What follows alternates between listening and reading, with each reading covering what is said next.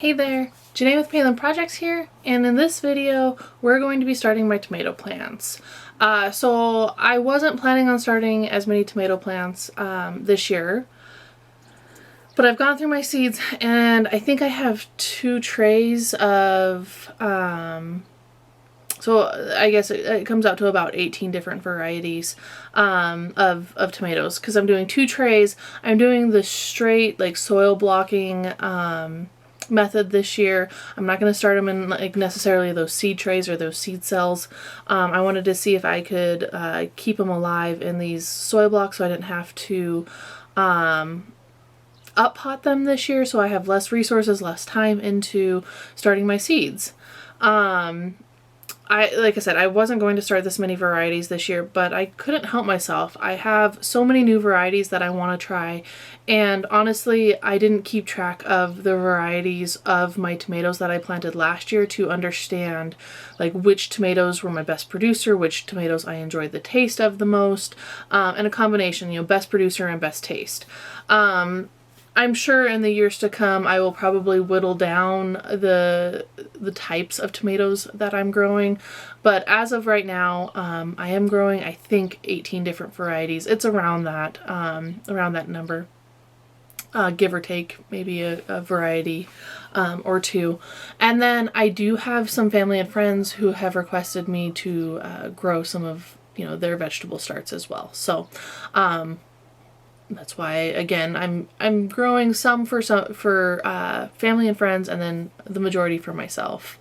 I did say that I have a couple new varieties. I will show those at the end, and I'm very excited for them. And then just kind of show you guys the varieties that I'm excited for. Not necessarily like new varieties, but some of the old varieties as well. I'll talk about some of the old varieties that did exceptional for me last year that I know were the varieties that did exceptional for me. But yeah, let's get into it.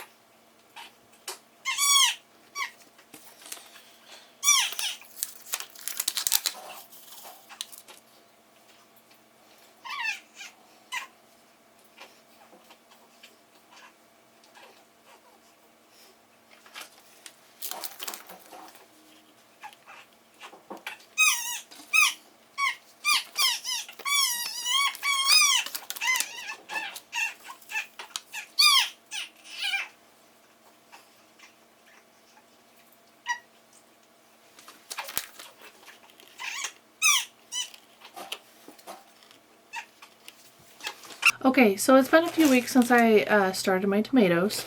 I will give you an update on the status of my tomatoes. And I wanted to go through a couple of the varieties that I am really excited for this year.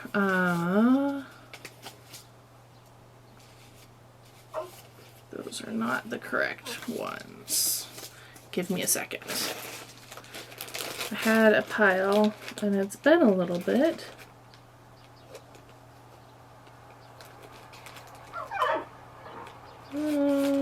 Those are my peppers. There we go. Okay, we'll just take the lot out. So for good producers from last year, I am going to be starting some sun sugar, the sun sugar yellow cherries that I did last year. These are my last seeds, and I can't find them on like Baker Creek or My Garden or something like that. So I'm gonna have to save seeds this year. I forgot to save seeds last year. I didn't get a chance to. I need to save seeds. I don't know if those plants survived. They should have. I'll take a look. Those were my last seeds of that variety though. A great producer from last year and one that I need to start more plants of are the Romas. So just this regular Roma tomato, this was great. I was able to make a bunch of sauce and utilize this tomato quite a bit, and it was a huge producer. Some varieties that I'm excited for this year that I planted. Gosh. Where?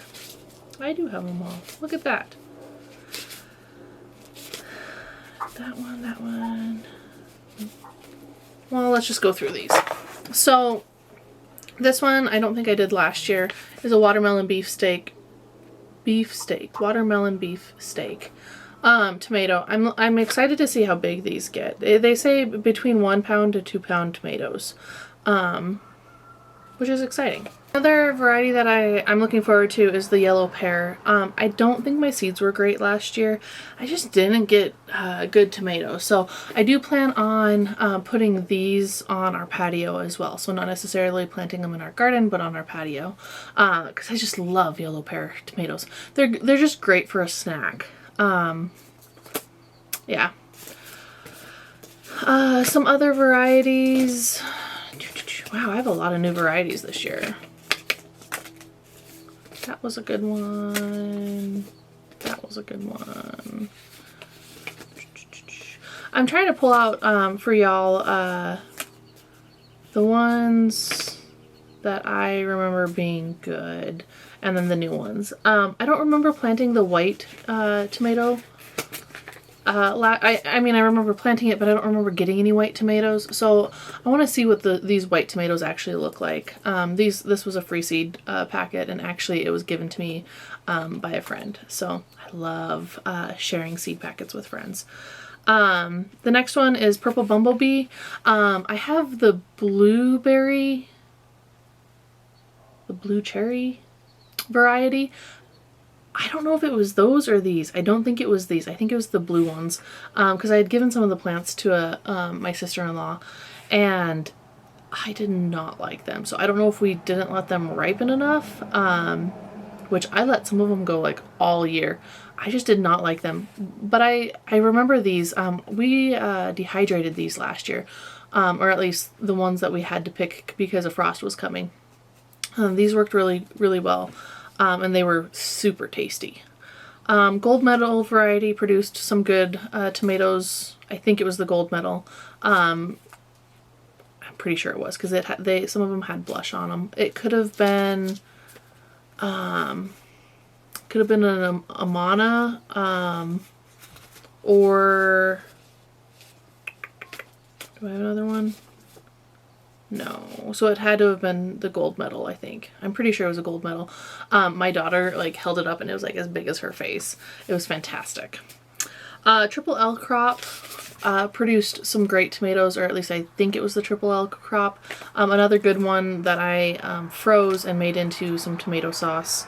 Aroma that I'm looking forward to is the blush. So this is kind of like a yellow with an orange blush on it. I'm looking forward to this one because again, the yellow tomatoes don't have as much acid in them, or they say they don't have as much acid, and they're a little bit sweeter. So I'm looking forward to that one. This one's a striped Roma, so it has more of a red quality than a yellow quality to it. Chadwick cherry. Luke recommends the Chadwick cherry for a yellow or a cherry tomato. I'm going to be sharing a couple of these plants with some family members because my family is huge into the red cherry tomato eating world. And I heard that these Chadwicks are great producers, so I'm excited to try those. Jubilee is just another yellow producer. Yeah, low acid, super sweet. And is supposed to produce high yields. So I'm looking forward to that one. I haven't tried that one before. Brandywine Yellow. I haven't tried a Brandywine Yellow. I have Brandywine Black, and then I'm gonna swap out a Brandywine Yellow with a friend. She has another Brandywine. It's like the third Brandywine color that's out there. So I'm hoping to have like all of the Brandywines, or all three Brandywine colors this year. So, yeah, that's why I have those. I'm excited to try those as well. And then this one, in my like seed haul video, I did say that I was excited for this one. It's a yellow stuffer. So the reason why I'm excited for this one is because I can't do stuffed peppers, and my husband's family really likes to do stuffed peppers as a dinner. And so I figured if I could do like a stuffed tomato alongside their stuffed peppers, then we can have stuffed peppers as a meal. And we can have them here as well. Because again, I can't do stuffed peppers. I'm actually, it's not an allergy. I guess, you know, people have told me it's an allergy, and I can say that it's an allergy. I just get, my stomach starts to hurt off of eating bell peppers. So yellow stuffer instead of a pepper. And these ones look interesting. It looks like they have they look just like a pepper. You know, the insides look to be a little bit more hollow than full as like a regular tomato. So excited for those. Some other things that I planted today were eggplants. Excited for both eggplants. I've never grown eggplant before, so I'm excited for that. And then I didn't get the ground cherries in the ground last year. They actually died on my front porch. I didn't forget to water them. I just had so many tomatoes that they just got missed in the mass waves of tomatoes. So I planted 2 rows of the ground cherries because I do want to see if, you know, those will start to naturalize, and I want to try them as well, because Jess from Roots and Refuge, her family like fights over these, so I really wanted to try these, and so I planted these again. I might try direct seeding some of those as well. I don't know if we have a long enough growing season to direct seed them, but I might try it. Depends on if the plants survive or not. Hold on. Okay. And the last one are some tomatillos. So I want to make some tomatillo salsa and stuff like that this year. So these are new. By accident, many years ago, I actually grew tomatillos. The plant was labeled incorrectly, and we didn't know what they were at the time.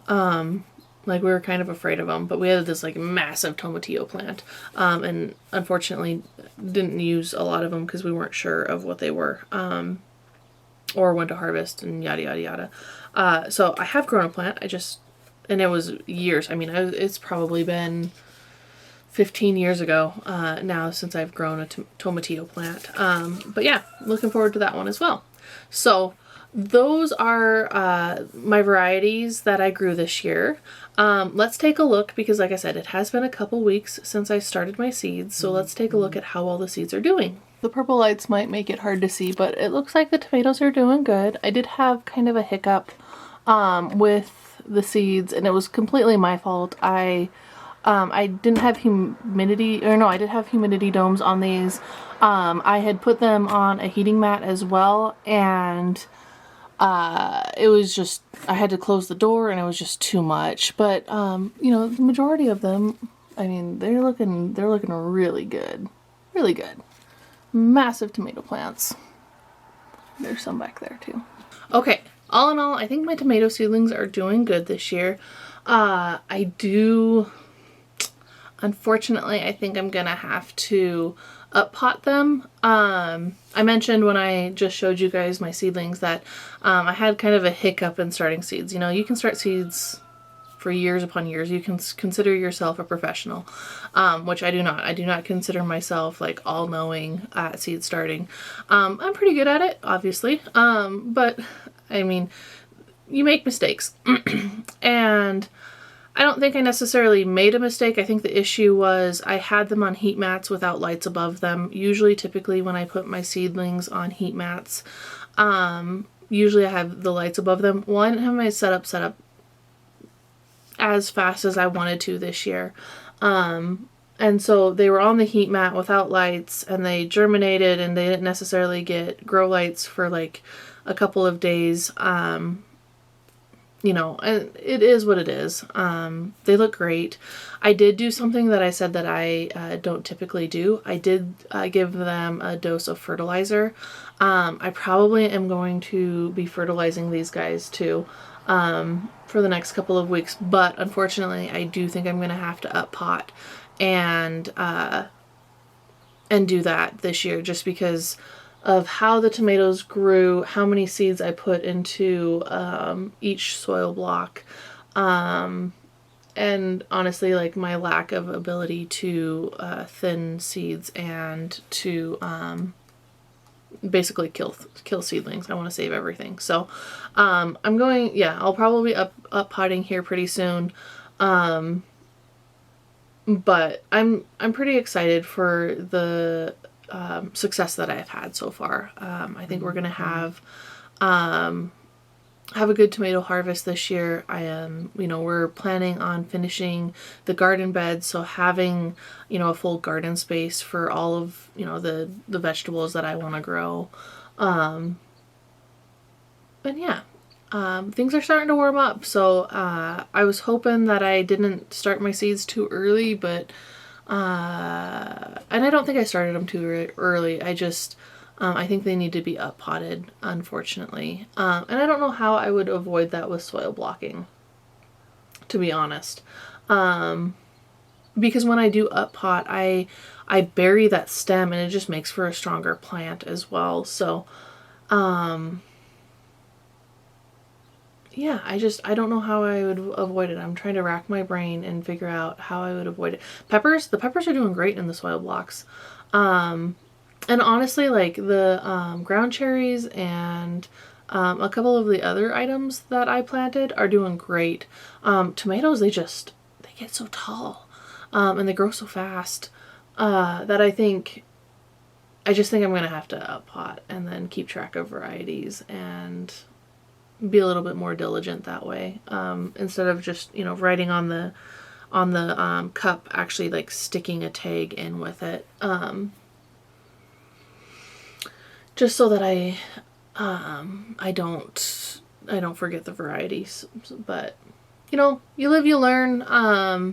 Will I start tomato seeds in soil blocks again? 100%. 100%. It was really easy. It was really easy to create the soil blocks, and honestly, it's really easy to water as well. They're doing great though, and I wouldn't have been able to leave them in the situation that they're in as long if I would have put them in the seed starting tray. So they have a much bigger soil reserve to be kind of abused a little bit, and so yeah, so they wouldn't be as big as what they are if I didn't have the soil blocks. So it's allotted me about, I don't know, a couple weeks of time. So I mean, all in all, I have strong and healthy plants. That's all you can ask for, right? If you have any questions about the tomato varieties that I planted today, please put a comment below, and we'll plant these out with you in a couple of weeks. It's still getting kind of cold here where I'm located. We're dipping into like the low 40s at night, so I'm not going to put these outside just yet, and they need to harden off as well. So I'll take you through that whole process as we go along my seed starting journey. But as always, I hope you enjoyed the video, and we'll see you in the next project. Thanks everyone. Bye.